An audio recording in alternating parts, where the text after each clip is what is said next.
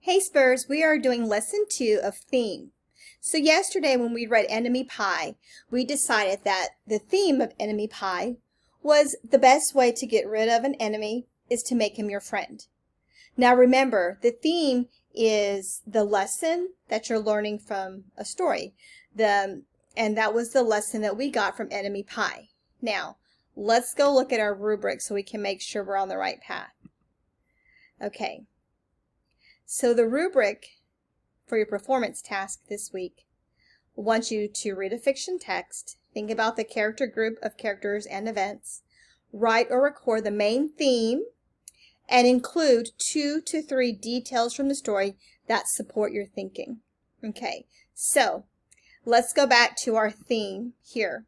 So we talked about the theme of Enemy Pie was that the best way to get rid of an enemy is to make him your friend. So this part is the theme. Okay, so that means we need to find 2 or 3 sentences that support that. Going back to my rubric, it says right here, 2 to 3 details from the story that supports your thinking. All right, so how do I know that the theme was the best way to get rid of an enemy is to make him your friend? Well, one of the evidence that I have is when Dad makes the boy, the narrator, play with his enemy, Jeremy Ross, and be nice to him. Okay? Another bit of evidence that shows that the best way to get rid of an enemy is to make him your friend is the fact that the boy, which is the narrator, and Jeremy got along and became friends at the end of the story. Oops. Okay. And I'm going to add one more detail. And oops, I'm going to say the boy realized that Jeremy Ross was not so bad after all. Okay, Spurs. So all you're doing today is taking notes over the supporting details that we have that supports this theme that the best way to get rid of an enemy is to make him your friend. I know that. How do I know that? Because in the story, the dad makes the boy play with his enemy, Jeremy Ross, and be nice to him. The boy and Jeremy got along and became friends at the end of the story. And the boy realized that Jeremy Ross was not so bad after all. Okay, so I want you to use this as an example because I'm going to go back to the rubric.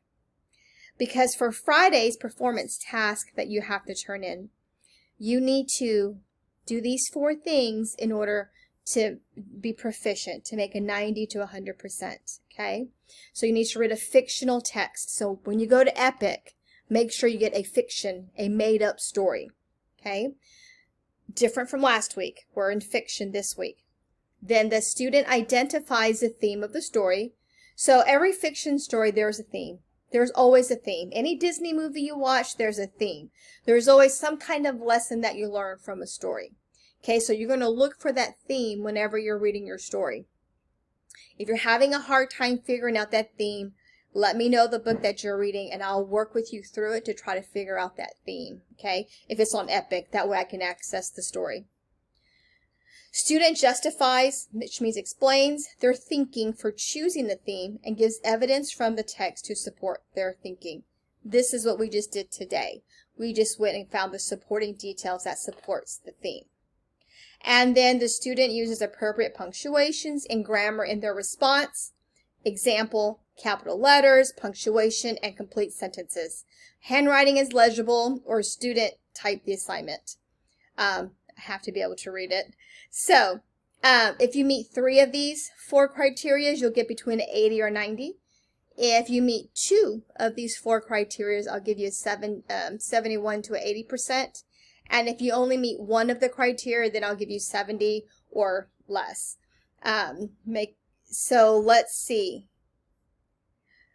With what I showed you here, these are the notes that I'm taking. These are like the notes you'll be taking for whenever you read your independent reading book.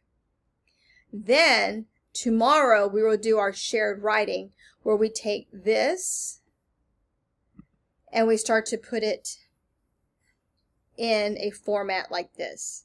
And that will be for tomorrow's lesson when we do our shared writing lesson. All right, Spurs. I hope that helps you with getting your supporting details that goes along with your theme. Remember, in reading, it's a little bit different, your homework and your performance task, because with reading, we teach you the concept, and then you take that concept and you apply it to your own independent reading books.